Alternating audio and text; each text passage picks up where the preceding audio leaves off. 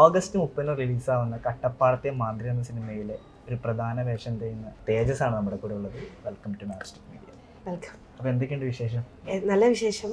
അപ്പോൾ ഈ കട്ടപ്പാടത്തെ മാന്ത്രികൻ എന്ന് പറഞ്ഞൊരു സിനിമയെ പറ്റി പറയുകയാണെങ്കിൽ ഞാൻ അഭിനയിച്ചതിൽ ഞാൻ ഏറ്റവും ആസ്വദിച്ച് ചെയ്തതും നന്നായിട്ട് ഇഷ്ടപ്പെട്ടൊരു അടിപൊളി മൂവിയാണ് ഈ കട്ടപ്പാടത്തെ മാന്ത്രികൻ എന്ന് പറയുന്നത്. എന്തുകൊണ്ടാണ് ഒരുപാട് ആസ്വദിച്ചത്?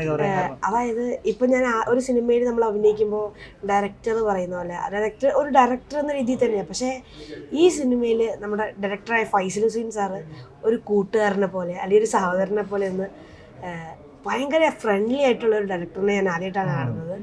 പിന്നെ ഇപ്പോൾ നമ്മളിപ്പോൾ ഫസ്റ്റ് എനിക്ക് നീന്താനൊക്കെ അറിയാം, അതുകൊണ്ട് ഇപ്പോൾ നമ്മൾ ഫസ്റ്റായിട്ട് കാണുന്ന ഒരു കുളത്തിൽ നമ്മളോട് ഒറ്റ എനിക്ക് എടുത്തി ചാടാൻ പറഞ്ഞാൽ നമ്മൾ ചാടും ഇതുപോലെ. പക്ഷേ എനിക്ക് ഇങ്ങനത്തെ കുറച്ച് ക്രേസ്, അഡ്വഞ്ചേഴ്സിനോടൊക്കെ ക്രേസ് ഉള്ളതുകൊണ്ട് എന്നോട് ചാടാൻ പറഞ്ഞപ്പോൾ ഫസ്റ്റ് ഞാൻ കുറച്ച് പേടിയൊക്കെ ഉണ്ടായിരുന്നു.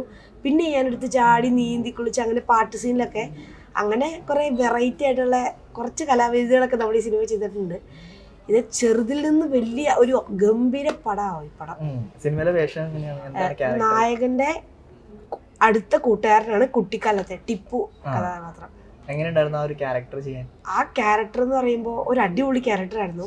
അത് എക്സ്പീരിയൻസ് ചെയ്യാനും അത് അവരുടെ കൂടെ ഇങ്ങനെ നടന്ന് ഉള്ള അലമ്പും കളിക്കാനൊക്കെ ആയിട്ട് വീട്ടിൽ നിന്ന് വിളിച്ചിറക്കിക്കൊണ്ടുപോലും അങ്ങനെയുള്ള ഒരു നല്ലൊരു രസകരമായ ക്യാരക്ടറായിരുന്നു. ഏകദേശം ജീവിതമായിട്ട് ഏകദേശം റിലേറ്റബിൾ ആയിരുന്നു. എന്ന് പറഞ്ഞാൽ കൂട്ടുകാരന്മാരുടെ ഒപ്പം കളിക്കാൻ പോലെ വീട്ടിൽ നിന്ന് ഇങ്ങനെ അങ്ങോട്ടും ഇങ്ങോട്ട് ഓടി നടക്കല് അങ്ങനെ. അല്ല കാലിന്റെ പരിക്ക് എനിക്ക് ഇന്ന് മാച്ചായിരുന്നു, ടൂർണമെന്റ് ആയിരുന്നു. ഞാൻ കഴിഞ്ഞ ദിവസം പ്രാക്ടീസിനിടയ്ക്ക് കളിച്ചപ്പോൾ ഒന്ന് അടിച്ചതാ ബോള്, ഒന്ന് കാലിന് ചെറിയ പറ്റില്ല.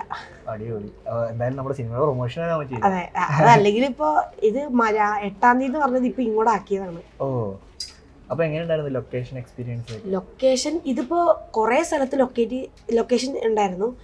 അതില് കുറെ കാടും അങ്ങനെ കാട് പ്രദേശങ്ങളൊക്കെ ഉണ്ടായിരുന്നു. അതില് നല്ല സ്ഥലങ്ങൾ കുറേ ഉണ്ടായിരുന്നു, നല്ല കാണാനുള്ള, നല്ല മലയുടെ മേളിലൊക്കെ ഉണ്ടായിരുന്നു. ഞങ്ങളെല്ലാവരും കൂട്ടുകാരന്മാരൊക്കെ ഉണ്ടായിരുന്നുകൊണ്ട് നന്നായിട്ട് അടിച്ചു പൊളിച്ച് പെർഫോം ചെയ്യാൻ പറ്റി. മറക്കാനാവാത്തൊരു എക്സ്പീരിയൻസ് എന്താണ് ലൊക്കേഷനിൽ മറക്കാനാവാത്ത എക്സ്പീരിയൻസ് എന്തായിരുന്നു? ഞങ്ങള് കുറെ കാടിന് ഉള്ളിലൊക്കെ പോയി ഫുട്ബോൾ കളിക്കുകയൊക്കെ ചെയ്തായിരുന്നു. പിന്നെ അല്ലാതെ ഞങ്ങൾ ചുമ്മാ ഫ്രണ്ടുകളായിട്ട് അത് ബ്രേക്ക് ഒക്കെ ഇട്ട ടൈമില്. പിന്നെ അതുപോലെ ഞങ്ങൾ കുളിക്കാനായിട്ട് പോയത്, അതുപോലെ ഞങ്ങള് ഈ നായകന്റെ കുട്ടിക്കാലം അഭിനയിക്കുന്ന കൊച്ചു ഞാനും ഒക്കെ ആയിട്ട് വെള്ളത്തിലിറങ്ങി നീന്തി കുളിച്ച് നല്ല രസമൊക്കെ ആയിരുന്നു, അടിപൊളിയായിരുന്നു. അതൊക്കെ നിവിൻ എന്ന് പറഞ്ഞ കിച്ചു. അതെനിക്കറിയില്ല, ഞാൻ ചോദിച്ചില്ല. അത് അന്ന് ഞങ്ങള് കോണ്ടാക്ട് ഒക്കെ ഉണ്ട് ഞങ്ങള്. പക്ഷെ അങ്ങനെ നമ്മൾ ഇതായിട്ട് ഞങ്ങളെ കണ്ട് ഭയങ്കര ചങ്കടായി. പക്ഷെ ഇങ്ങനത്തെ കുറച്ച് കാര്യങ്ങളൊന്നും ചോദിച്ചിട്ടില്ല.